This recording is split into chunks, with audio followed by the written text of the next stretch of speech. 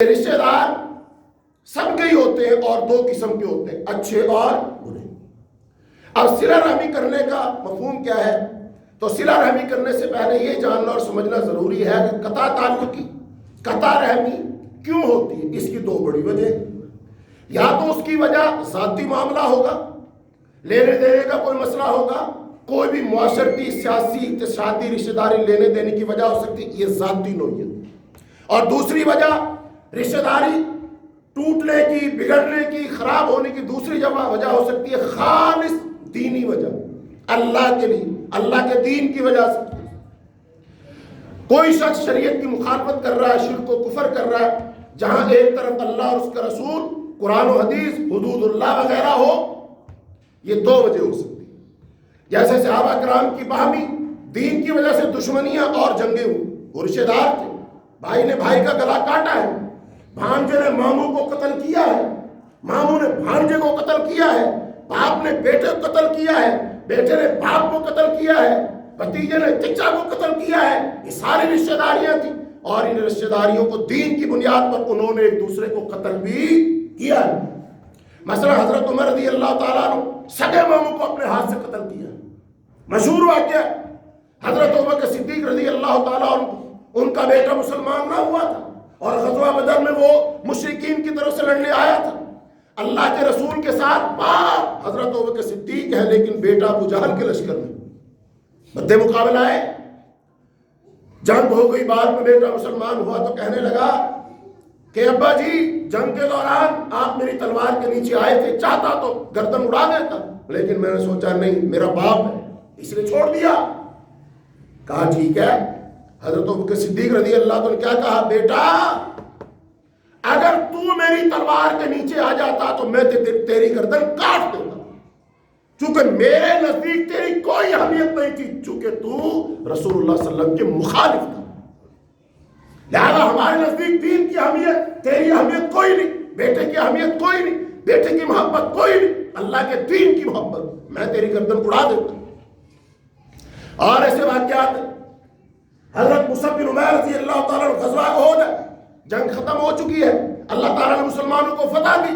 مصعب بن عمیر رضی اللہ تعالیٰ عنہ ایک جگہ سے گزر رہے، اور ایک صحابی حضرت مصعب بن عمیر کے سگے بھائی کے ہاتھ باندھ رہا تھا۔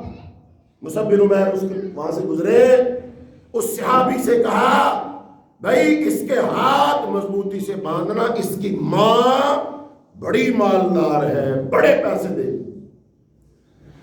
اس شخص نے، مصعب بن عمیر کے بھائی نے آنکھ اٹھا کر دیکھا، چونکہ آواز تو پہچان چکا تھا نا، بھائی کی آواز ہے۔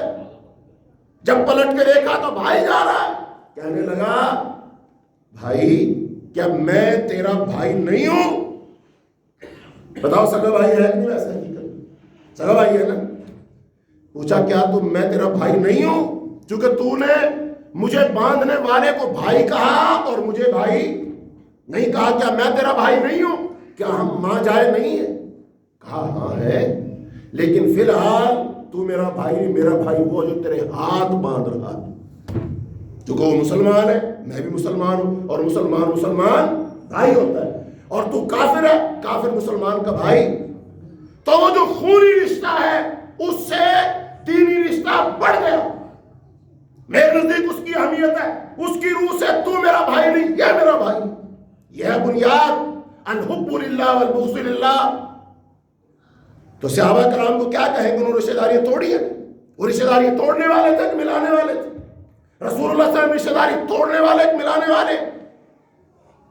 قرآن میں اللہ نے ایک جگہ فرمایا قُلْ إِنْ كَانَ آبَاؤُكُمْ وَأَبْنَاؤُكُمْ وَإِخْوَانُكُمْ وَأَزْوَاجُكُمْ وَعَشِيرَتُكُمْ وَأَمْوَالٌ اقْتَرَفْتُمُوهَا وَتِجَارَةٌ تَخْشَوْنَ كَسَادَهَا وَمَسَاكِنُ تَرْضَوْنَهَا أَحَبَّ إِلَيْكُم مِّنَ اللَّهِ وَرَسُولِهِ وَجِهَادٍ فِي سَبِيلِهِ فَتَرَبَّصُوا حَتَّى يَأْتِيَ اللَّهُ بِأَمْرِهِ وَاللَّهُ لَا يَهْدِي الْقَوْمَ الْفَاسِقِينَ۔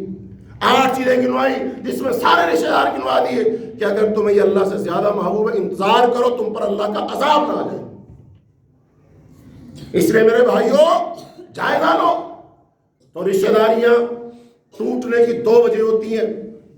مختصر اب یہ صلہ رحمی کا مفہوم جہاں رشتہ داروں کے ساتھ صلہ رحمی کرنے سے انسان اللہ سے کٹ جائے، دین سے کٹ جائے، یہ رشتہ داری ملانا ممنوع ہے، یہاں پر صلہ رحمی کرنا بالکل حرام ہے۔ اور جہاں انسان صلہ رحمی کرنے سے انسان اللہ کے ساتھ جڑ جائے، اللہ کے دین کے ساتھ جڑ جائے، وہاں صلہ رحمی کرنا فرض ہے، واجب ہے، مستحسن ہے، مطلوب اور مقصود ہے۔ فرق کرو اس چیز کو۔ امید ہے یہ تمہیدی باتیں آپ کو سمجھ آ گئی ہوں گی۔ اب آئیے صحابہ کرام سے کچھ قرآنی آیات سے ہم رہنمائی لیں۔ قرآن پاک میں اللہ تعالیٰ نے ارشاد فرمایا وَمَن يُشَاقِقِ الرَّسُولَ مِن بَعْدِ مَا تَبَيَّنَ لَهُ الْهُدَىٰ وَيَتَّبِعْ غَيْرَ سَبِيلِ الْمُؤْمِنِينَ نُوَلِّهِ مَا تَوَلَّىٰ وَنُصْلِهِ جَهَنَّمَ وَسَاءَتْ مَصِيرًا۔ ہدایت کے واضح ہو جانے کے بعد جو رسول اللہ صلی اللہ علیہ وسلم کی مخالفت کرتا ہے اور مومنوں کا راستہ چھوڑ کر کسی اور کی پیروی کرتا ہے تو ہم اس کو اسی طرف پھیر دیتے ہیں جس طرح وہ پھرتا ہے، اور اسے جہنم میں داخل کریں گے، اور یہ بہت برا ٹھکانہ ہے۔ اس میں وہ لوگ شامل ہیں جو مسلمان ہو جانے کے بعد دین اسلام کو چھوڑ کر کوئی اور راستہ ڈھونڈتے۔ اچھا، اب حضرت عبداللہ بن عباس رضی اللہ تعالیٰ عنہ کو ایک واقعہ ہے، وہ ایک مسئلہ سمجھا رہے تھے۔ قرآن و حدیث کے مطابق سمجھا رہے تھے۔ سامنے جو لوگ بیٹھے تھے، بتائیے ان کا دینی رتبہ کیا ہو سکتا ہے؟ چونکہ صحابی ہیں حضرت عبداللہ بن عباس، ان کے سامنے بیٹھنے والے لوگ کون ہوں گے؟ دینی رتبہ ان کا لیول کیا ہوگا، سٹیٹس کیا ہوگا؟ وہ تابعین ہیں۔ وہ کیا ہے؟ تابعی۔ اور تابعی کس کو کہتے ہیں؟ اس لیے صحابی کو دیکھا، اور یہ تیسرا درجہ ہے، خیر القرون میں سے تیسرا قرن ہے یہ، جس کو بہتر کہا گیا، اس کا مطلب تابعی۔ حضرت عبداللہ بن عباس رضی اللہ عنہ مسئلہ بتایا، اور انہوں نے مسئلہ سن کر، یعنی اللہ اور اس کے رسول کا حکم سن کر آگے سے ایک بات کہی۔ دیکھنا صحابہ کرام کیسے ناراض ہوتے تھے، کس بات پر ناراض ہوتے تھے، کس پوائنٹ پر ناراض ہوتے تھے۔ تو جہاں وہ ناراض ہوتے تھے وہاں ہمیں بھی ناراض ہونا چاہیے کہ نہیں؟ جہاں انہیں غصہ آئے ہمیں بھی غصہ آنا چاہیے کہ نہیں؟ آنا چاہیے، جو کہ ہم سے سمجھدار تھے، عقل مند تھے، ہدایت یافتہ تھے، ایمان والے تھے، رضی اللہ عنہم ورضوا عنہ تھے، اللہ ان سے راضی ہو گیا، اللہ نے ان کے ایمان کو معیار بنایا، فرمایا فَإِنْ آمَنُوا بِمِثْلِ مَا آمَنْتُمْ بِهِ فَقَدِ اهْتَدَوْا۔ اگر وہ لوگ ایسے ایمان لائے جیسے تم ایمان لائے تو وہ بھی ہدایت یافتہ۔ اللہ نے ان کے ایمان کو معیار بنایا، میزان بنایا۔ اس کا مطلب جہاں وہ خوش ہوئے تم خوش ہو، جہاں وہ ناراض ہوئے وہاں تم ناراض ہو، جہاں انہوں نے تعلق توڑا تم بھی تعلق توڑ دو، جہاں انہوں نے تعلق نبھایا اور صلہ رحمی کی تم بھی وہاں تعلق نبھاؤ اور صلہ رحمی کرو۔ تو حضرت عبداللہ بن عباس رضی اللہ تعالیٰ عنہ نے مسئلہ بتایا قرآن و حدیث کے مطابق۔ سننے والوں نے آگے سے کہا جی آپ مسئلہ یوں بتا رہے ہیں، ہم نے حضرت ابوبکر کو حضرت عمر کو سنا تو وہ یوں کہتے تھے۔ بتاؤ یہ کتنی بری بات ہے۔ انہوں نے جو نام لیا مقدس ہستیوں کا نام لیا، حضرت ابوبکر کا رتبہ بہت بلند ہے، حضرت عمر کا رتبہ بہت بلند ہے۔ تو حضرت عبداللہ بن عباس پتہ اس بات پر کتنے ناراض ہوئے۔ انہوں نے جو لفظ بولے وہ سنو، کہنے لگے یوشک ان تنزل علیکم حجارۃ من السماء انی اقول قال رسول اللہ وتقولون قال ابو بکر و عمر۔ قریب ہے کہ تم پر آسمان سے پتھروں کی بارش برسا دی جائے، یعنی تمہیں تباہ و برباد کر دیا جائے۔ بندہ پوچھے جی حضور گستاخی معاف، ہم نے ایسا کون سا کام کر دیا جس کی وجہ سے آپ کہہ رہے ہیں کہ ہم پر آسمان سے پتھروں کی بارش برسا دی جائے، ہمیں تباہ و برباد کر دیا جائے؟ پتھروں کی بارش تو کس پر برسی؟ عاد و ثمود کی قوموں پر برسی۔ ہم نے اسے کون سا گناہ کیا ہے؟ کہنے والے کون ہیں؟ کہنے والے کون ہیں؟ صحابی رسول نہیں، عبداللہ بن عباس صحابی، اور عام صحابی نہیں، وہ صحابی رسول ہے جن کے بارے میں رسول اللہ صلی اللہ علیہ وسلم نے دعا کی تھی، اللہم علمہ القرآن، اللہ اس کو قرآن کا علم سکھا دے. مفسر قرآن ہے، حبر الامہ ہے، بہت بڑے صاحب علم صحابی ہیں. اب وہ ناراض ہو رہے ہیں. بندہ پوچھے جی بتائیے حضور کیا گستاخی کی؟ وجہ سنو دھیان سے. کہنے لگے مسئلہ یہ ہے، میں نے اس لیے کہا ہے، میں تمہیں مسئلہ بتانے کے لیے کہہ رہا ہوں، رسول اللہ صلی اللہ علیہ وسلم نے یوں فرمایا، اور تم یہ سن لینے کے بعد کہ اللہ کے رسول صلی اللہ علیہ وسلم نے یوں فرمایا، آگے سے کہہ رہے ہو حضرت ابو بکر نے یوں کہا تھا، عمر نے یوں کہا تھا. تو جرم کیا ثابت ہوا؟ بتائیں جرم کیا ثابت بنا ہوا؟ جرم یہ تھا کہ تم اللہ کے رسول کی بات سن کر آگے سے ابو بکر و عمر کا عمل پیش کر رہے ہو. یہ اتنا بڑا جرم ہے کہ تم پر آسمان سے پتھروں کی بارش برسا دی. مطلب رویہ کیا ہونا چاہیے تھا؟ تمہیں پتا ہے ابو بکر نے یہ کہا، تمہیں پتا ہے عمر نے یہ کہا رضی اللہ عنہما، پھر جب تم نے حدیث سن لی تو تمہیں خاموش رہنا چاہیے تھا، بولنا نہیں چاہیے تھا، تمہیں کسی اور کے عمل کی طرف دیکھنا نہیں چاہیے تھا. ہاں اگر حدیث معلوم نہ ہوتی پھر حضرت ابوبکر و عمر کا حکم سرا کو، پھر کون مجال کر سکتا ہے کہ ان کی بات کو ٹھکرا دے. لیکن جب ابو بکر و عمر بہت بڑے ہیں، لیکن جب ان سے بڑے کا حکم آ گیا تو پھر رسول اللہ صلی اللہ علیہ وسلم کا ادب یہ ہے، رسول اللہ صلی اللہ علیہ وسلم کا احترام یہ ہے، رسول اللہ صلی اللہ علیہ وسلم کی محبت یہ ہے کہ ان کی بات کے مقابلہ میں کسی کی بات پیش نہ کی. یہ جرم ہے. تو اس کا مطلب صحابہ کرام تو ناراض ہو جاتے تھے.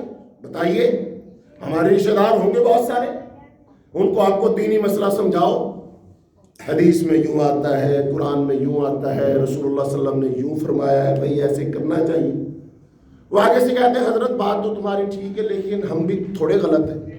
ہمارے علماء بھی تو یہی کہتے ہیں، ہمارے علماء بھی یہ بتاتے ہیں. انہوں نے بھی تو دین پڑھائی ہوگا، انہوں نے بھی تو حدیث پڑھی ہوگی. اچھا وہ سامنے سے ابو بکر و عمر کا نام بھی نہیں لے رہے، وہ کس کا نام لے رہے؟ اپنے مولوی صاحب کا، اپنے مفتی صاحب کا، اپنے پیر صاحب کا، اپنے امام صاحب کا نام لے رہے. لیکن لے کس کے مقابلے میں رہے؟ رسول اللہ صلی اللہ علیہ وسلم کی حدیث سن لینے کے بعد، قرآن پاک کی آیت سن لینے کے بعد میں اور آپ تو بڑے تحمل سے برداشت کر لیتے ہیں. فرض کر لو یہاں پر حضرت عبداللہ ابن عباس ہوتے تو وہ کیا کہتے؟ ان کا رویہ کیا ہونا تھا؟ نرم ہونا تھا، سخت ہونا تھا؟ کیوں بھائی نرم ہونا تھا، سخت؟ اور اگر ان کا رویہ سخت ہونا تھا تو حضرت عبداللہ بن عباس پر تم نے کیا حکم لگانا تھا؟ جی آپ بڑے سخت ہیں. یہ کہنا تھا نا ذرا نرم ہو جاؤ، ہاتھ تھوڑا رکھو. ہم نے ان کو بھی سمجھانا تھا، ہم نے ان کو بھی نصیحت کرنی تھی. نہیں میرے بھائیوں، صحابہ کرام معیار ہیں، وہ ہمارے رہنما ہیں، مقتدا ہے، پیشوا ہے، وہ اللہ کے رسول کے شاگرد ہیں. اللہ ان سے راضی، اللہ ان سے خوش، رضی اللہ عنہم ورضوا عنہ کا لقب اللہ نے ان کو دیا ہے. لہذا ان کے رویے ہمارے لیے نمونہ ہے. لہذا رشتہ داریاں دین کی بنیاد پر دیکھو گے بھائی، ناراض بھی ہوا کرو دین کی وجہ سے. دنیا کی وجہ سے تو ہم بہت ساروں سے ناراض ہو جاتے ہیں. جہاں میری انا کو ٹھیس پہنچے، مجھے مقام مرتبے کے مطابق احترام نہ دیا جائے، آؤ بھگت نہ کی جائے، میرا استقبال نہ کیا جائے، میرا خیال نہ رکھا جائے، مجھے باقاعدہ ٹائم دے کر مجھ سے گپ شپ نہ لگائی جائے، میں سمجھتا ہوں مجھے ویلیو نہیں دی. لہذا آج کے بعد میں ان کے گھر نہیں جاؤں گا، چونکہ وہاں تو عزت ہی نہیں ہوتی. تو جہاں بندے کی عزت نہ ہو وہاں بندہ کیوں جائے؟ میں کوئی کھانا کھانے گیا تھا وہاں پر، ہاں تیری ذاتی انا کو ٹھیس پہنچی تو تجھے بہت ساری چیزیں یاد آ گئی. جب تیرے بیٹھتے ہوئے دین پامال ہوتا ہے، حدیث رسول کی مخالفت ہوتی ہے، قرآن کی مخالفت ہوتی ہے، جب تیرے کان پہ چوں نہیں رینگتی، تو نہیں اٹھتا، تو نہیں بھڑکتا، تجھے غصہ نہیں آتا، تیری رگ نہیں پھڑکتی، تیری حمیت اور غیرت پر پانی پڑ جاتا اس وقت، کیونکہ تو سمجھتا ہے دین میرا کون سا مسئلہ ہے، دین کون سی ایسی بات ہے، اس کے لیے بولو نہ بولو، اس کے لیے بھڑکو نہ بھڑکو، اس کے لیے راز ہو نہ ہو. اور نہیں، صحابہ کرام کی زندگیاں دیکھو، وہ خوش بھی دین کی وجہ سے ہوتے تھے، ناراض بھی دین کی وجہ سے ہوتے تھے. وہ صلہ رحمی بھی دین کی وجہ سے کرتے تھے، قطع رحمی بھی دین کی وجہ سے کرتے تھے. ان کی محبت ہو, ان کی نفرت ہو, سب کا معیار اللہ کا دین تھا. اس لیے اللہ نے ان کو غالب کیا تھا دنیا میں. جہاں کہیں میدان میں وہ تھوڑے ہوتے, تعداد میں کم ہوتے, وسائل کم ہوتے, دشمن زیادہ ہوتا, طاقتور ہوتا, اللہ آسمان سے اپنے ان برگزیدہ پسندیدہ دین کی اہمیت رکھنے والے بندوں کے لیے آسمان سے فرشتے نازل کیا. ہم بھی وہی نام لے رہے, وہی نماز پڑھ رہے, وہی ہماری اذان ہے, وہی ہمارا قرآن ہے. آج ہم مار بھی کھا رہے, پیٹے بھی جا رہے, چیخ چلا بھی رہے, ہماری مدد کو تو فرشتے نہیں آ رہے. وہ معیار وہ بلند معیار, اس پہ اپنے آپ کو پہنچا. اب آئیے ایک اور واقعہ سن لیجیے جس سے پتہ چلے گا دین کی بنیاد پر آپ ناراض ہو, دین کی بنیاد پر آپ خوش ہو. صلہ رحمی کا معیار یہ ہے.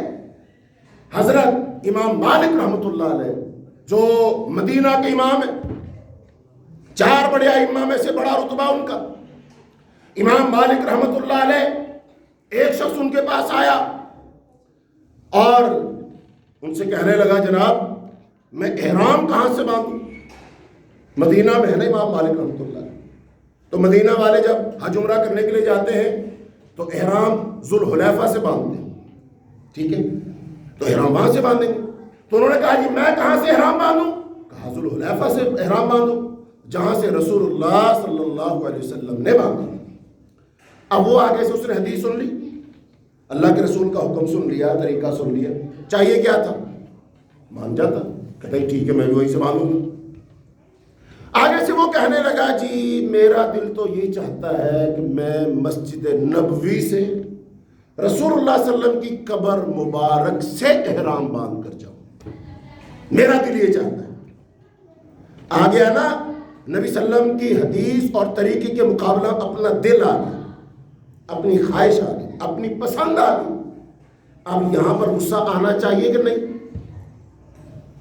کہ پھر بھی ہم جب ڈال کے رکھے نہیں یہ ناراض نہ ہو جائے, بندہ بھڑک نہ جائے, دور نہ چلا جائے, اچھے اخلاق کا مظاہرہ ہونا چاہیے, برداشت ہونی چاہیے, صبر ہونا چاہیے. یہ صبر ہم کس کو سکھا رہے؟ صحابہ کرام کو ہم صبر سکھائیں گے, ائمہ کو ہم صبر سکھائیں گے, یہ تابعین تبع تابعین کو ہم صبر سکھائیں گے کہ ان سے ہم صبر سیکھیں گے؟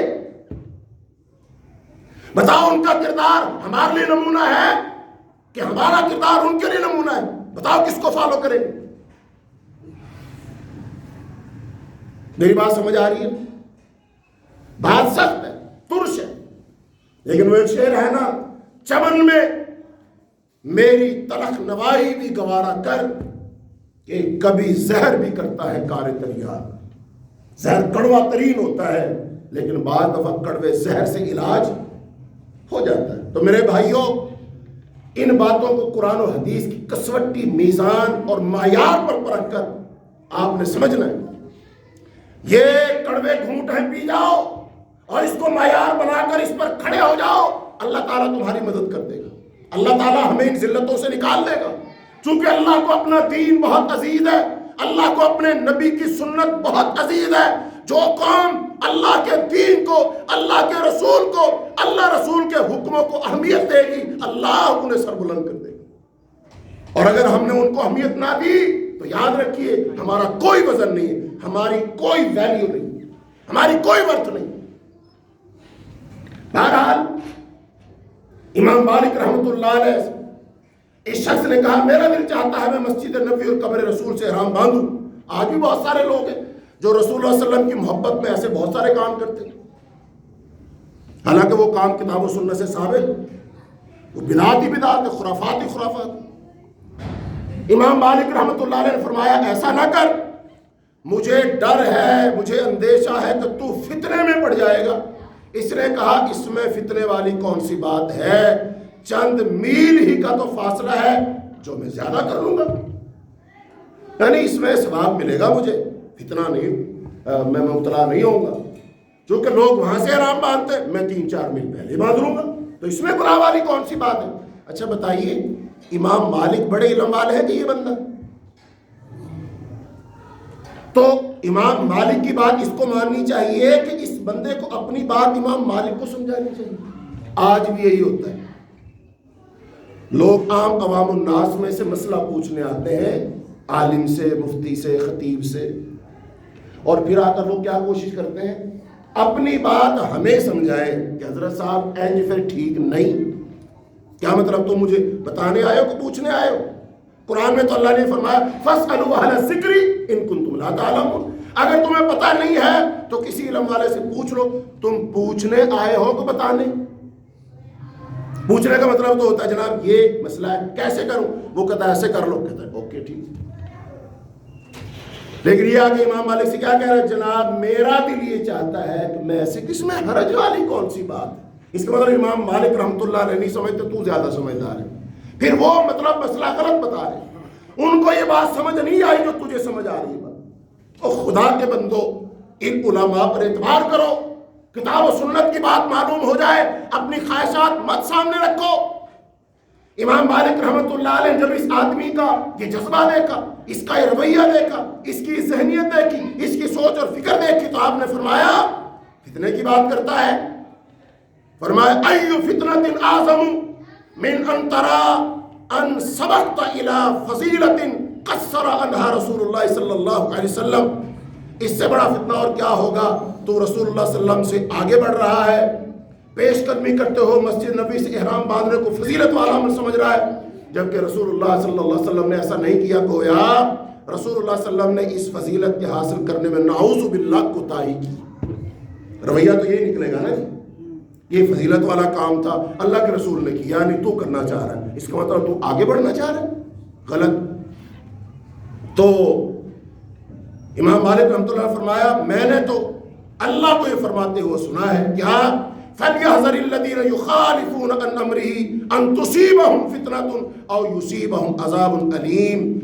کہ فرمایا ان لوگوں کو جو رسول اللہ صلی اللہ علیہ وسلم کے حکم کی مخالفت کرتے ہیں، اس بات سے ڈرنا چاہیے کہیں ان کو کوئی فتنہ، بڑی آزمائش نہ آ لے، یا کسی دردناک عذاب میں مبتلا نہ ہو جائے. اس سے کیا پتا چلا؟ جو لوگ کتاب و سنت کو چھوڑ کر اور طریقہ اپنائیں گے، امام مالک رحمۃ اللہ نے اس آیت سے استدلال کیا یہ کہیں عذاب میں مبتلا.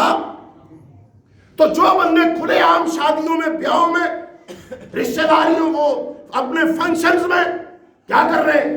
کتاب و سنت کی صاف صریح مخالفت کر رہے ہیں. ان کی خواتین کو دیکھو، بے پردہ غیر محرم مردوں کے سامنے پھر رہی ہیں، زیب و زینت کر کے، باریک لباس پہن کے، مرد و زن کا اختلاط وہاں پر ہے. اور بہت سارے دینی گھرانے، بڑے حاجی نمازی، بڑے دیندار، جو ٹائٹل لگا ہوا، اللہ کی قسم ان کی شادیوں میں بھی یہ اہتمام نہیں کیا جاتا. ان کی عورتیں بھی ایسے ننگے منہ پھر رہی ہوتی. پتہ ہے جو آدمی اپنی بیوی کو، بیٹی کو، بہن کو، ماں کو پردہ نہ کروائے، شریعت میں اسے کیا کہتے ہیں؟ اسے دیوس کہتے ہیں. اور دیوس کا ترجمہ اردو زبان میں کیا جائے تو وہ ناقابل سماعت ہو جاتا ہے، بڑا ثقیل ہے، بڑا مشکل لفظ ہے. دیوس کسے کہتے ہیں؟ اس لیے نہیں کرتا بات، لیکن اس شخص میں غیرت نامی کوئی چیز نہیں ہوتی. اللہ کے رسول نے اس کی سخت مذمت کی. روکو اپنی بیویوں کو، بیٹیوں کو، بہنوں کو، ماؤں کو روکو. کیوں نہیں روکو؟ ہم اجازت جو دے رہے، فنکشن ہم نے، وہ انتظامات ہم نے کیے نا، شادی حال ہم نے بک کروائے نا. اور کون سا ایسا شادی حال ہے جس میں آج انتظام نہیں ہو سکتا؟ ان کے پاس ساری سہولیات موجود ہوتی ہیں. لیکن مجھے پتا ہے نا، ایسے رشتہ دار آئیں گے جو اس کام کو پسند نہیں کرتے، وہ کہیں گے جی اچھا تسی بھی اندروں پورے مولوی جے، تم بھی اس کام کو غلط سمجھتے ہو، تم بھی پرانے زمانے کی سوچ رکھتے ہو. اس لیبل سے بچنے کے لیے آپ کیا کرتے ہیں؟ آپ آزادی دے دیتے ہیں، اور اس میں پھر مرد و زن اور نوجوان لڑکے لڑکیاں وہ پیار کی پینگیں بڑھاتے ہیں، تعلقات بناتے ہیں. یہاں سے بے حیائی کا آغاز ہو جاتا ہے، اور یہیں سے پھر زنا کا رستہ کھل جاتا ہے، اور یہیں سے قتل و غارت اور حسد اور بغض اور کینہ اور رشتہ داریوں کے ٹوٹنے کی بنیاد پڑ جاتی ہے. شیطان تمہاری شادیوں میں، خوشیوں میں پورے دھوم دھام سے شریک ہوتا ہے. اس لیے میرے بھائیو ناراض ہو نا ایسا نہیں ہوگا. ناراض ہو جاؤ، کہو ہم نہیں آئیں گے. آپ صاحب کہہ دو ہمارے آنے نہ آنے سے تمہاری یہ خوشی اور شادی تو نہیں رکے گی، لیکن میں اللہ کے سامنے سرخرو ہونا چاہتا ہوں. یہاں برائی تھی، میں وہاں نہیں گیا، میں نہیں جاؤں گا. میں اپنا احتجاج ریکارڈ کرواؤں گا کہ برائی ہے. ورنہ میں فتنے میں مبتلا ہو جاؤں گا، میری اولاد فتنے میں مبتلا ہو جائے گی، یہ برائی میرے گھر بھی آ جائے گی۔ پھر ان خطبوں کا دروس کا سننے کا کیا مقصد ہے؟ عمل نہیں کرنا۔ ایک بندہ 10 سال 20 سال شادی کی رسومات پر لیکچر سنتا ہے کہ اللہ کے رسول صلی اللہ علیہ وسلم کی سنت یہ ہے، آپ نے شادی ایسے کی، حضرت فاطمہ رضی اللہ عنہ کی شادی ایسے ہوئی، حضرت علی رضی اللہ عنہ کی شادی ایسے ہوئی، 18 مبشرہ صحابہ کرام کی شادی ایسے ہوئی، ہندو ایسے کرتے، ہمیں ان کی مخالفت کرنی ہے، ہمیں ایسے نہیں کرنا چاہیے۔ یہ سارے دروس خطبے سنتا ہے اور 20 سال بعد وہ اپنے بیٹے کی شادی کرتا ہے، سارے کام کر لیتا ہے۔ 20 سال کی سنی ہوئی تقریریں ضائع کر دی نا اس نے۔ کہتا ہے اقبال، گر گئے ناداں سجدے میں جب وقت قیام آیا، جب ان حدیثوں پر، ان خطبات پر، دروس پر عمل کرنے کی باری آئی تو لمبا لیٹ گیا، تو مصلحت کا شکار ہو گیا، تو ڈر گیا، تو بہک گیا کہ بیوی نہیں مانتی، بچے نہیں مانتے، رشتہ دار نہیں مانتے، داماد نہیں مانتے، ہمارا پھپھا نہیں مانتا، فلاں نہیں مانتا۔ اور بھائی تو یہ بتا، تو ان کا مکلف ہے کہ شریعت کا؟ تو شریعت پر عمل کر، سب ناراض ہوتے ہیں تو ہو جائے، کوئی مسئلہ نہیں۔ یہاں پر بھی لوگ مجھ سے آ کر کئی لوگ کہتے ہیں جناب پھر تو سارے رشتہ داری چلے جائیں گے، پھر یہ تو تعلق ٹوٹ جائے گا۔ اسلام تو کہتا ہے رشتہ داریاں ملاؤ، آپ رشتہ داریاں توڑنے کی بات کر رہے ہیں۔ رشتہ داری ملاؤ کس بنیاد پر؟ اس کی بنیاد کیا ہونی چاہیے؟ دین، اللہ، الحب للہ والبغض للہ، اللہ کے لیے محبت، اللہ کے لیے نفرت ہونی چاہیے۔ تو بہرحال انہوں نے اس بندے کو سمجھایا کہ تمہاری سوچ درست نہیں، تمہاری سوچ ہی غلط ہے۔ اب آئیے، جامع ترمذی کی سب سے مستند شرح ہے تحفۃ الاحوذی، ہندوستان کے مبارک پور کے ایک محدث تھے، انہوں نے شرح لکھی، پوری دنیا میں وہ شرح چھاپی گئی ہے۔ انہوں نے ایسے رشتہ داروں کے بارے میں کچھ وضاحت کی ہے جو برے لوگ ہوں، کہ ان کے ساتھ صلہ رحمی کا مفہوم کیا ہے۔ صلہ رحمی صرف ملانے کا نام نہیں، بعض دفعہ ان کے ساتھ تعلق توڑنے کا نام بھی صلہ رحمی ہے۔ ہم تو کہتے ہیں صرف سلام کرو، یہ صلہ رحمی ہے، نہیں بعض دفعہ سلام نہ کرو، یہ بھی صلہ رحمی کے اندر آتا ہے۔ لیکن سامنے دیکھنا ہے کون؟ جو بندہ باغی ہے، سرکش ہے، نافرمان ہے، اللہ رسول کی مخالفت کر رہا ہے، مشرک ہے، سود لیتا ہے، ظلم کرتا ہے، ہاں اس سے آپ سلام مت لو تاکہ اسے محسوس ہو اور آپ کی دیکھا دیکھی اور لوگ بھی محسوس کریں، وہ بھی اسے تعلق نہ جوڑیں۔ پھر کیا ہوگا؟ ہو سکتا ہے اس کو غیرت آ جائے، شرم آ جائے اور برائی کا کام چھوڑ دے اور پھر صلہ رحمی ہو جائے گی۔ یہ جو بزرگ بیٹھے ہیں نا، ان کو اس چیز کا پتہ ہے۔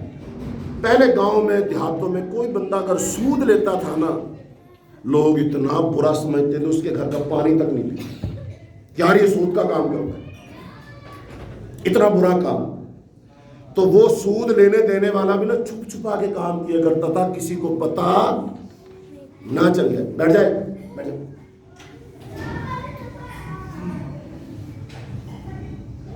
اچھا، تو چھپ چھپا کرتا تھا، اس کا مطلب اس میں ہمت نہیں ہوتی۔ اچھا ایمانداری سے بتاؤ آج کل کیا ہو رہا ہے؟ آج سود کا نام رکھ دیا، لیز پہ گاڑی لی ہے، بڑی ساری گاڑی ہے، بڑے دھڑلے سے بتاتے ہیں جی لیز پہ گاڑی لی ہے، تم بھی لے لو۔ گھر کیسے لیا ہے؟ جناب قرض لیا ہے۔ کاروبار کیسے چل رہا ہے؟ بینک سے جناب قرض لے کر چل رہا ہے۔ اچھا آج وہ جو اس وقت سودی کام کاج لینے دینے والوں کو آج ہے، پہلے لوگ پانی نہیں پیتے تھے، آج اس کے گھر جا کے مرغ کھاتے ہیں، آج اس کی شادی میں شامل ہو کر ہم مزے اڑاتے ہیں۔ بتاؤ کون رکے گا پھر؟ وہی برائی جو پردے کے نیچے تھی، چھپی ہوئی تھی، ڈری ہوئی تھی، دبی ہوئی تھی، کھل کر سامنے آ گئی ہے، اور آج نیکی اور اچھائی منہ چھپاتی پھرتی۔ یہ کیسے ہو گیا؟ ہمارے رویوں کی وجہ سے ہو گیا کہ ہم نے ان سود خوروں کے ساتھ زیادہ محبت کا اظہار کیا۔ وہ ہمارے گھر آتے ہیں، آتے ہوئے کیا کرتے ہیں؟ سب کے لے کے ایک سوٹ لائیں گے، آتے ہوئے کافی سارا فروٹ لائیں گے، مٹھائی کے ڈبے لائیں گے، اور ہم جناب ان کو تحفہ سمجھ کے قبول کر لیں گے، زیادہ عزت دیں گے ان کو۔ تو کیا سمجھے گا؟ کہتا ہے یہاں تو کوئی مسئلہ ہی نہیں، ہم تو سمجھ رہے تھے کہ ڈریں گے، خوفزدہ ہو رہے تھے کہ ہمارے ساتھ رویہ کیسے رکھ، یہ تو ہمیں ویلکم کر رہے ہیں۔ انہوں نے تو نئی رضائیاں نکال کے دیے، نئے گدے نکال کے دیے جو اپنے ابا امی کو نہیں دیے۔ اس کا مطلب معاملہ بالکل سیٹلمنٹ ہے، کوئی پریشان ہونے کی ضرورت نہیں۔ سود خور کی گڈی چڑھ گئی، اس کی شادی میں بھی ہم جاتے ہیں، بیاہ میں بھی ہم جاتے ہیں، کھانا بھی ہم کھاتے ہیں۔ بتاؤ پھر سود سے نفرت کہاں گئی تمہاری؟ میرے بھائیو یہ رویے ہیں، یہ ہم پر عذاب ایسے نہیں آ رہے ہیں۔ ہم سب یہ جو آج کا دن سردی سخت ہے نا، بارش نہیں نہ ہو رہی، حالانکہ بارش کی سخت ضرورت ہے نا، کسانوں کو فصلوں کو بھی ضرورت ہے، ہم انسانوں کو بھی ضرورت ہے، چونکہ کھانسی، نزلہ، زکام، بخار یہ بیماریاں ہیں۔ ان بڑے بوڑھوں سے پوچھ کے دیکھو، یہ کہیں گے بارش ہو جائے نا تو یہ بیماریاں ختم ہو جائیں گی۔ بارش کی سخت ضرورت ہے، بارش نہیں ہو رہی، اور جب بارش کی ضرورت نہیں ہوگی اس وقت اتنی بارش برسے گی، اتنی بارش برسے گی کہ آدھا سا ملک ڈوب جائے گا، اور یہ دونوں عذاب کی صورتیں۔ جب بارش کی ضرورت ہو بارش نہ ہو عذاب ہے، اور جب بارش کی ضرورت نہ ہو ضرورت سے زیادہ بارش ہو یہ بھی عذاب ہے۔ یہ کیا ثانی ہے؟ یہی ہو رہا ہے۔ آؤ اپنے اللہ سے معافی مانگے کہ اللہ ہمیں معاف کر دے، یا اللہ ہم اپنے رویے بدلیں گے، یا اللہ تیرے دین کو محبت اور پیار اور دوستی دشمنی کا معیار بنائیں گے، یا اللہ صلہ رحمی کی بنیاد تیرے دین کو بنائیں گے، یا اللہ جو تجھ سے دور ہے ہم بھی اس سے دور ہیں، جو تیرے قریب ہے ہم اس سے قریب ہیں، جو تجھے پیارا وہ ہمیں پیارا، جو تجھے پیارا نہیں وہ ہمیں بھی پیارا نہیں، بھلے میرا بیٹا ہو، میرا بھائی ہو، میرا رشتہ دار کوئی ہے، یا اللہ سب تیرے بعد ہے، تیرے دین کے بعد ہے، تیرے رسول کے بعد۔ اللہ سے تجدید عہد کرو، اپنے وعدے اللہ سے دوبارہ باندھو، عہد باندھو، وعدے کرو، اللہ کے سامنے جھکو، رو، گر گراؤ، اللہ سے معافی مانگو، اللہ سب فیصلے بدل دے گا۔ تو نافرمان اور برے لوگوں کے ساتھ صلہ رحمی کی کیفیت اور طریقہ، نافرمان اور برے لوگوں کے ساتھ صلہ رحمی کی کیفیت اور طریقے کے متعلق بہت سے لوگوں کو غلط فہمی ہے، غلط فہمی کا شکار ہو جاتے ہیں۔ ان کی نظر میں ایسے لوگوں کے ساتھ صلہ رحمی کا مفہوم یہ ہے کہ ان سے دوستانہ تعلقات استوار کیے جائیں، ان کی مجلسوں میں شریک ہو کر ان کا ہم نوالا اور ہم پیالہ بنا جائے، ان کی نافرمانی اور سیاکاریوں کو مشاہدہ کرنے کے باوجود ان کے ساتھ مداہنت، چاپلوسی، ظاہری ٹیپ ٹاپ اور بناوٹ اور اخلاق کا مظاہرہ کیا جائے، منافقت کی پالیسی اختیار کی جائے، ان کی برائیوں اور بدماشیوں پر اللہ کے لیے غضبناک ہونے اور انہیں روکنے ٹوکنے کی بجائے جھوٹے دانت نکال نکال کر ہاتھ پر ہاتھ مار کر تالیاں بجائی جائیں، تو ایسے لوگوں کے ساتھ صلہ رحمی کے اس طرز عمل کا اسلام سے کوئی تعلق نہیں۔ یہ طرز عمل اسلامی نہیں ہے، یہ تیرے نزدیک اسلامی ہوگا لیکن اسلام کے نزدیک اسلامی نہیں ہے، قرآن و حدیث کے مطابق اسلامی نہیں ہے، صحابہ کرام نے طریقہ اور طرز نہیں اپنایا۔ تو اس کے جواب میں کہا جا سکتا ہے، چونکہ شاید کسی کے دل میں یہ سوال پیدا ہو کہ اسلام نے برے اور نافرمان رشتہ داروں کے ساتھ احسان کرنے سے تو نہیں روکا، تو اس کے جواب میں کہا جا سکتا ہے کہ اسلام نے نہ صرف برے اور نافرمان رشتہ داروں کے ساتھ احسان کرنے سے نہیں روکا بلکہ کافروں کے ساتھ بھی احسان کرنے کی اجازت دی۔ اسلام تو کافروں کے ساتھ بھی نہیں روکتا۔ فرمایا لا ینہاکم اللہ عن الذین لم یقاتلوکم، جو لوگ کافروں میں سے ہیں، دین کے متعلق تم سے نہیں لڑے اور انہوں نے تمہیں تمہارے گھروں سے نہیں نکالا، ان سے بھلائی اور انصاف کا برتاؤ کرنے سے اللہ تعالیٰ تمہیں منع نہیں کرتے، کیونکہ اللہ تعالیٰ تو انصاف کرنے والوں کو پسند کرتے ہیں۔ اس بات پر حضرت اسماء بنت ابی بکر کی حدیث بھی دلالت کرتی ہے کہ انہوں نے اپنی مشرکہ ماں کی آمد پر آپ صلی اللہ علیہ وسلم دریافت کرتے ہوئے عرض کیا، ان امی قدمت وہی راغبۃ افا اصل امی، کہ میری والدہ آئی ہے اور وہ چاہتی ہے کہ میں اس کے ساتھ صلہ رحمی کروں، کیا میں اپنی ماں کے ساتھ صلہ رحمی کروں؟ آپ صلی اللہ علیہ وسلم نے ارشاد فرمایا ہاں اپنی والدہ کے ساتھ صلہ رحمی کر۔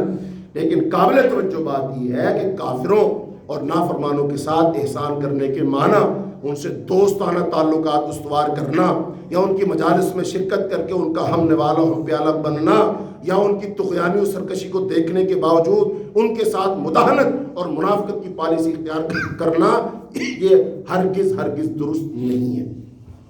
کافروں اور نافرمانوں کے ساتھ احسان کرنا اور ان کے ساتھ دلی دوستی اور محبت رکھنا، یہ دو الگ الگ باتیں.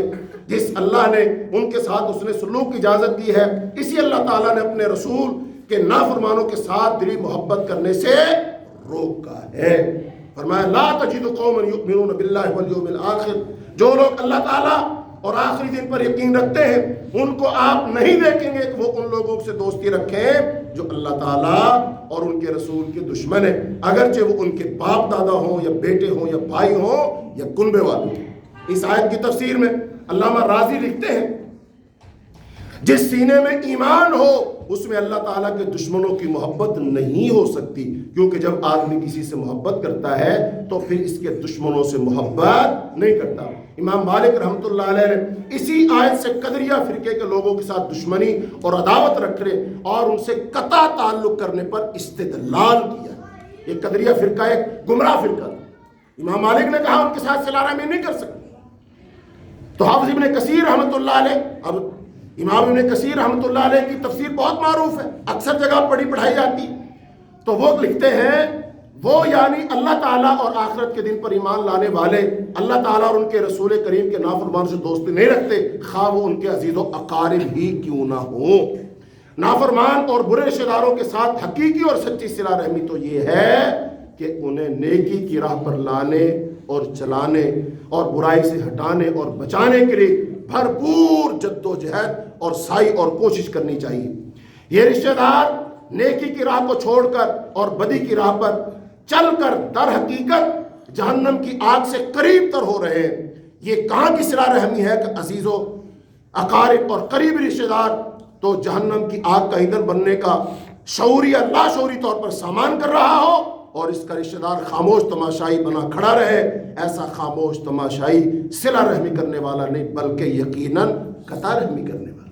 بھائی یہ بندہ سود لیتا ہے، پتا سود لینے سے کہاں جائے گا؟ کہاں جائے گا بتاؤ؟ سود لینا صحیح ہے؟ اچھا جی، اب آپ اس کو اس سے کیسے روک سکتے ہیں؟ اس کے ساتھ پیار محبت کر کے اس کے ساتھ شامل ہو کے کہ اسے ناراض ہو کر؟ اگر آپ کے ناراض ہونے سے چوٹ پڑے اور وہ سود چھوڑ دے، بتاؤ آپ نے اچھا سلوک کیا برا؟ اس کو روک لیا نا، جہنم سے آپ نے بچا لیا نا.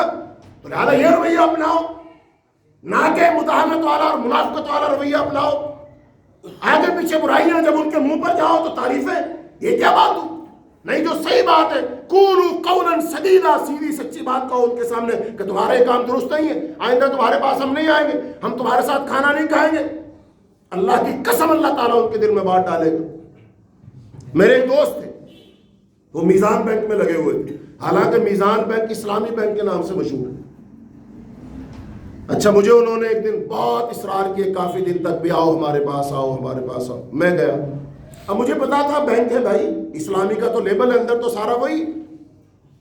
تو میں اپنے ساتھ نا کچھ کھجوریں لے کر گیا اور پانی لے کر گیا اور میں اس کے پاس بیٹھ گیا. اس نے کہا جی آپ کو چائے پلاتے ہیں پانی پلا. میں نے کہا بھائی نہیں، میں نہ چائے پیوں گا نہ پانی پیوں، کھانا کچھ نہیں کھاؤں گا، میں آپ سے ملنے آیا تھا.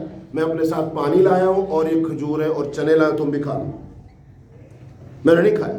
اس نے کہا جی میں اپنے ذاتی خرچ سے کھلاؤں گا، بینک والوں کی طرف سے نہیں کھلاؤں گا. میں کہ بھی تیرے ذاتی جو خرچ ہے وہ بھی تو تیری تنخواہ سود سے ہی آتی ہے نا، بینک سے لیتا، میں وہ بھی نہیں کھاؤں گا. اس نے کہا جی کچھ پیسے گھر سے میرے ابا نے بھیجے تھے میرے لیے، ان میں سے کھلا دوں. میں نے کہا دیکھو ان میں سے میں کھا سکتا ہوں لیکن میں کھاؤں گا نہیں، چونکہ بینک میں بیٹھ کر کھاؤں گا تو کوئی تو یہی کہے گا نا میں یہیں سے کھا رہا ہوں. اس لیے بھائی باہر چل لیتے، میں پانی لایا ہوں چلے لاؤں وہ کھا لوں. یہ رویہ ہم اپنا سکتے ہیں؟ دعوت کی دعوت ہوگی، حرام کھانے سے آپ بچ جائیں. ہمارے کچھ عزیز رشتہ دار یہ ختم لوگ آتے تھے، کافی سارا بدعات خرافات کرتے تھے، لوگوں کو بلاتے تھے. تو ہم نے ان سے کہا بھائی ہم تو اس میں شامل نہیں ہوں گے. وہ تھوڑا سا ناراض ہو. ہم نے کہا یہ غلط کام ہے، درست نہیں ہے، صحیح نہیں ہے، ہم یہ کھا ہی نہیں سکتے. اس کا ان پر اثر ہوا، زیادہ نہیں تھوڑا ہی صحیح. تو اس کا مطلب بھائیوں برائی کے سامنے کھڑے تو ہو یار، تھوڑے قدم تو جماؤ، ہمت تو کرو تھوڑی. اب ہم نے یہ ذاتی مفاد کے لیے تو نہیں کیا تھا، ہم نے صرف اللہ کے لیے کیا. تو اس کا مطلب دوستی اور دشمنی کا معیار اللہ ہونا چاہیے. ہماری دوستی اور دشمنی کا معیار صرف دنیا ہے، ظاہر داری ہے، اللہ کو ہم نے پیچھے چھوڑا ہوا ہے. اس لیے بہرحال رسول اللہ صلی اللہ علیہ وسلم کی حدیث ہے انصر اخاک ظالما او مظلوما، فرمایا اپنے بھائی کی مدد کرو، بھلے وہ ظالم ہو بھلے وہ مظلوم ہو، اس کی مدد کرو۔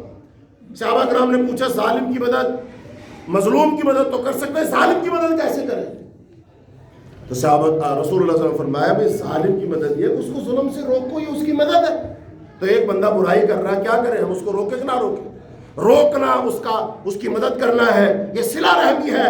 آپ اس کو جنت کی طرف بلا رہے ہیں، جہنم سے آپ اس کا رستہ روک رہے ہیں، یہ سب سے بڑی صلہ رحمی ہے۔ وہ دانت نکال کر منافقت اور مداہنت سے یہ اچھا ہے کہ تو ناراض ہوتا ہے لیکن اپنے بھائی کو برائی سے روکنا چاہتا ہے، یہ بہتر ہے اور یہ اچھا قدم ہے۔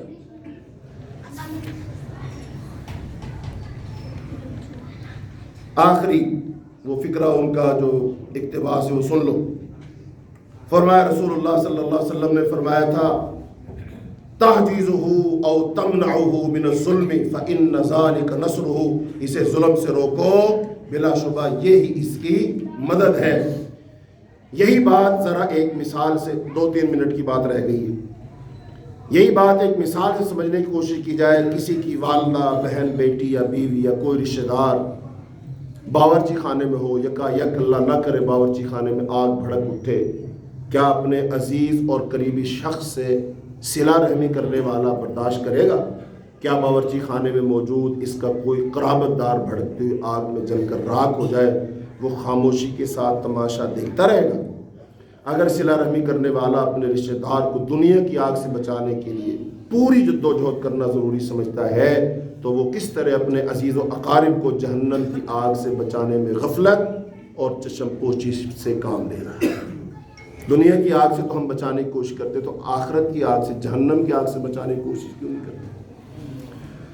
یہاں یہ بات بھی ذہن نشین کر لینی چاہیے کہ نافرمان اور برے رشتہ داروں کو نیکی کی راہ پر لانے، یہ سب سے اہم ساری گفتگو کا خلاصہ یہ ہے، نیکی کی راہ پر لانے اور بدی کی راہ سے بچانے کے لیے اگر ان سے بائیکاٹ ضروری ہو تو ان کا بائیکاٹ یعنی ان سے قطع تعلقی کرنا ہی صلہ رحمی، اور اس حالت میں ان سے دوستی اور محبت کا تعلق رکھنا یہ قطع رحمی ہے، رشتہ داری کاٹنا ہے۔ امام ابن ابی حمزہ وہ لکھتے ہیں اگر رشتہ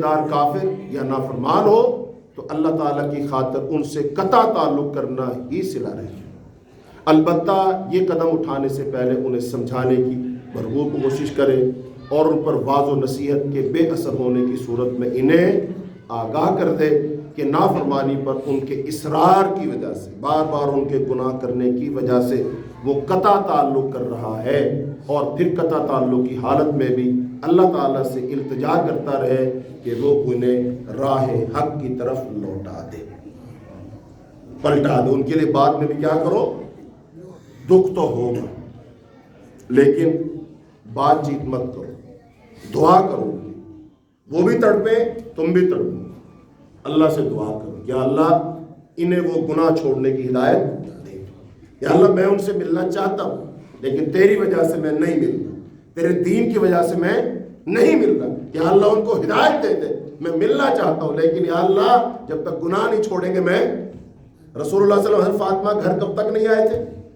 جب تک وہ پردے کاٹ کر ان کے تکیے نہ بنا دیے گئے، اس وقت تک اللہ کے رسول اپنی پیاری بیٹی کے گھر نہیں آئے۔ صحابہ کرام کے اور بھی واقعات ہیں جن میں ان کا غصہ چھلکتا ہے کہ جب تک تم نے کام نہیں چھوڑو گے میں تم سے کلام نہیں کروں گا، مرتے دم تک کلام نہیں کروں گا۔ یہ صحابہ کرام نے رویہ اپنایا، کس وجہ سے؟ کہ وہ راہ راست کی طرف اور نیکی کی طرف پلٹ گئے۔ تو میرے بھائیوں، صلہ رحمی کا ایک یہ بھی مفہوم ہے، یہ بھی پہلو ہے۔ آخر میں صرف یہ کہوں گا کہ میں نے یہ سوال علماء سے پوچھا، مفتیوں سے پوچھا، یہ صلہ رحمی کرنے کی تو بڑی اہمیت، بڑی فضیلت ہے، لیکن برے رشتہ دار ہیں، وہ بھلے مشرک ہے، بدعتی ہے، کیا کریں؟ کہا کہ صرف اور صرف جب کبھی وہ مل جائے اجتماعی طور پر سلام کر دو، جہاں کہیں نصیحت کا موقع ملے نصیحت کر دو، بس اتنا سا تعلق آپ ان کے ساتھ رکھ سکیں۔ اس سے زیادہ گھلنا ملنا، دلی میلان اور جذبات ان کی طرف ہم نے نہیں رکھے، کیونکہ اگر ہم نے بولنا چالنا 100% بند کر دیا تو اصلاح کی گنجائش ختم ہو جائے گی، تعلق باقی نہیں رہے گا۔ اس لیے سلام دعا رکھو، اجتماعی طور پر سلام کر دی تو باقی ان کو جہاں کوئی نصیحت کا موقع ملے انہیں سمجھانے کی کوشش کریں، اور یہ ہمارا رویہ ہوگا انشاءاللہ اللہ کی وجہ سے، اللہ کے دین کی وجہ سے، اللہ کی محبت کی وجہ سے۔ تو انشاءاللہ ہم قطع تعلقی کرنے والوں میں نہیں آئیں گے، انشاءاللہ صلہ رحمی کرنے والوں میں ہی آئیں گے۔ اللہ سے دعا ہے اللہ تعالیٰ جو کچھ میں نے کہا سنا مجھے آپ کو سمجھنے کی توفیق عطا فرمائے۔